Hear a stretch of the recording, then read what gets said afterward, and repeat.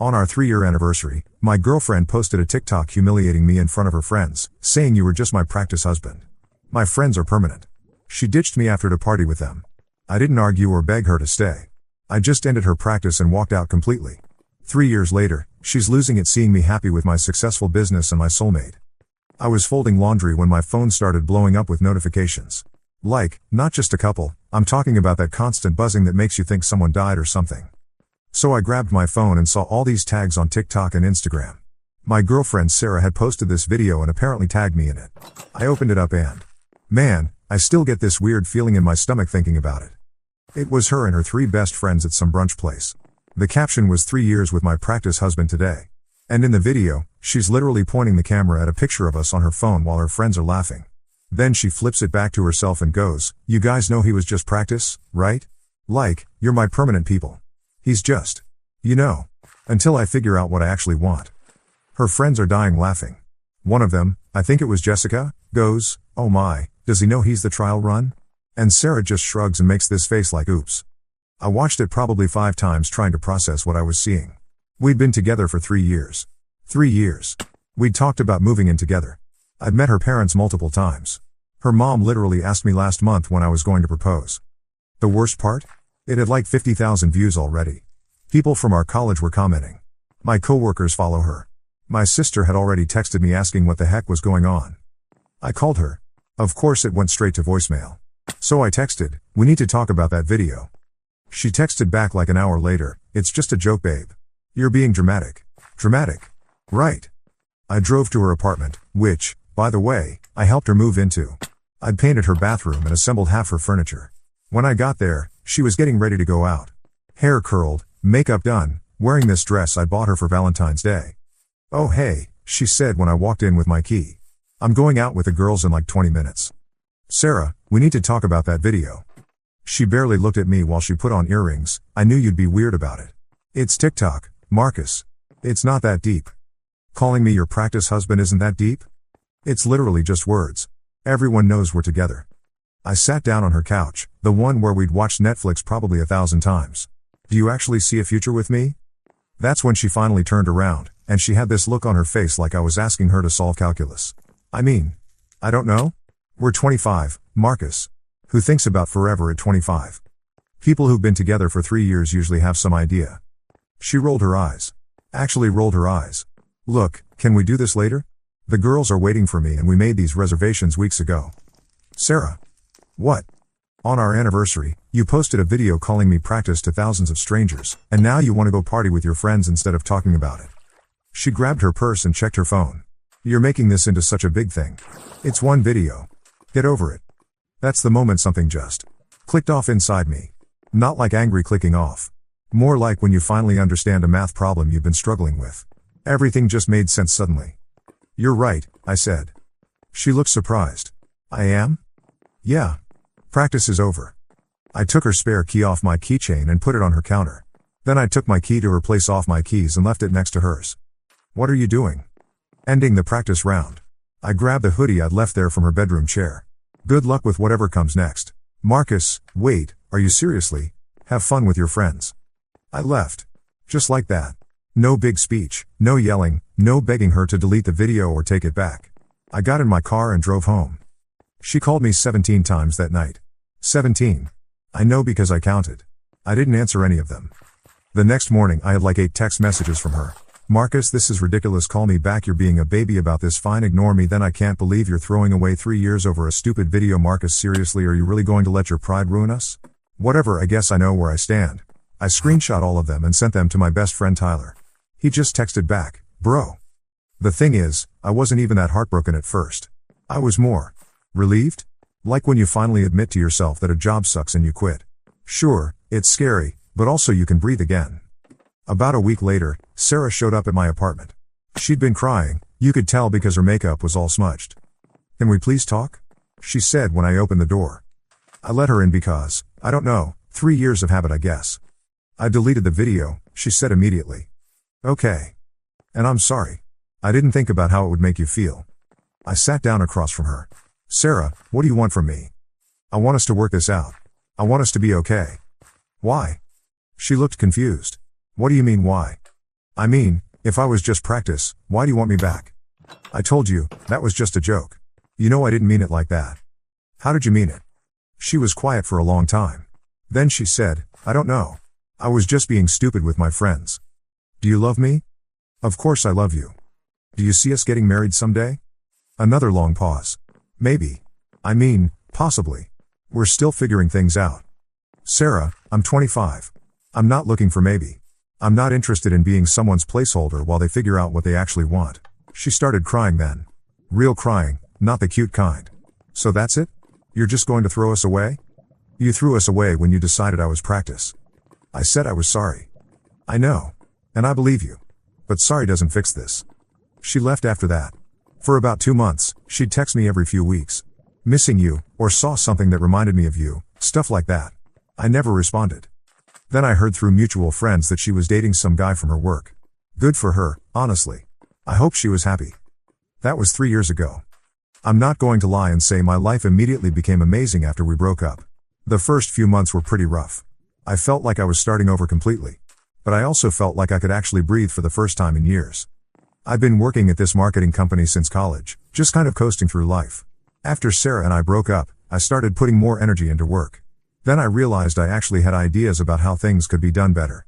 So I started staying late, volunteering for projects, actually caring about what I was doing.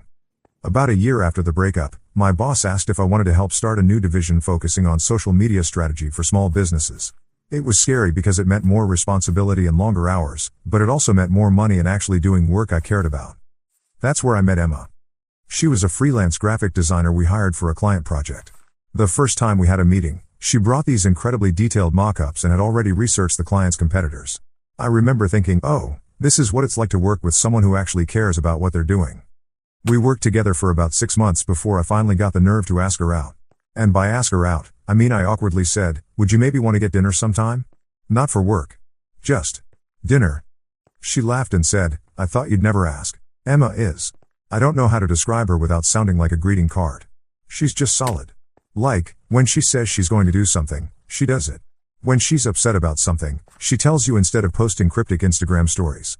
When she's happy, you know it. When she loves you, you feel it. We've been together for 2 years now. Last month, I asked her to move in with me. She said yes immediately, then spent the next hour making lists of how we'd split expenses and chores.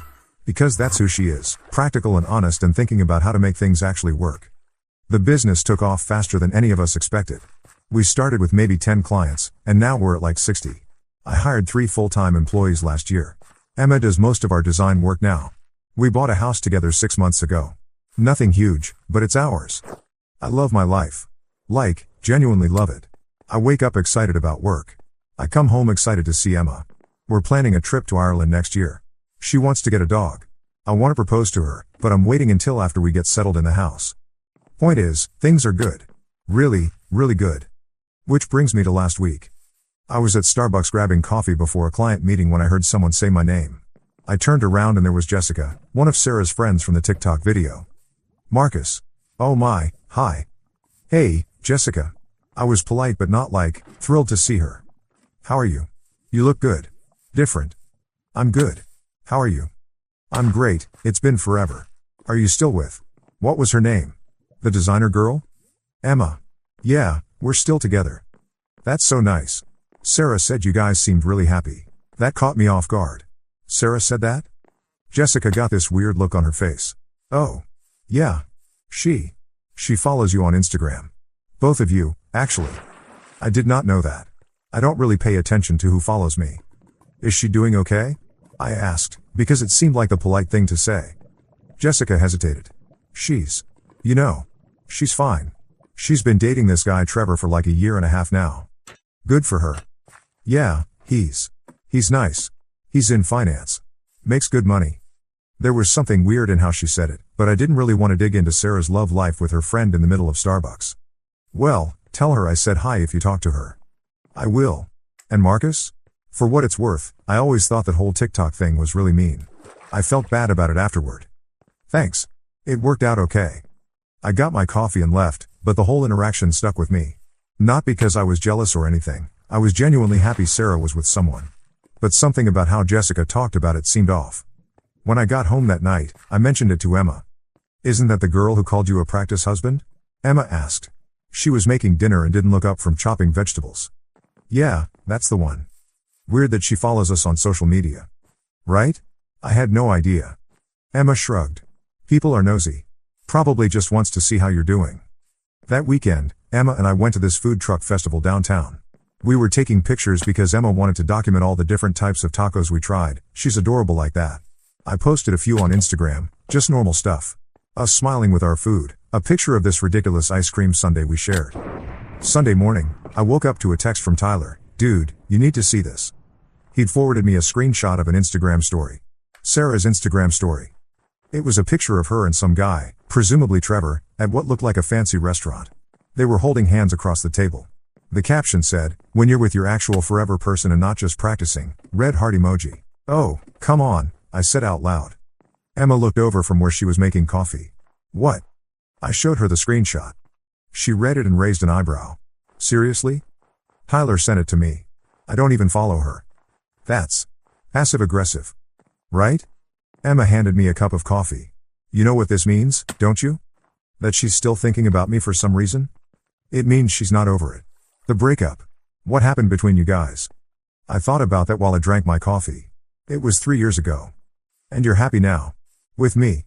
And apparently that bothers her. The next few days were normal. Work was busy. Emma was working on designs for this new client. We had dinner with my parents on Tuesday night. I honestly forgot about the Sarah thing. Then Thursday happened.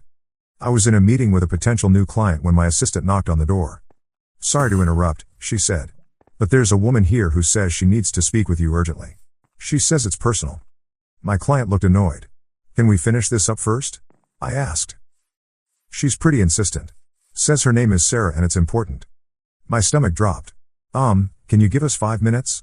I asked my client. I went out to the lobby and there she was. Sarah. She looked. I don't know how to describe it. Intense, I guess. Like she hadn't been sleeping well. What are you doing here? I asked. We need to talk. Sarah, I'm in the middle of a meeting.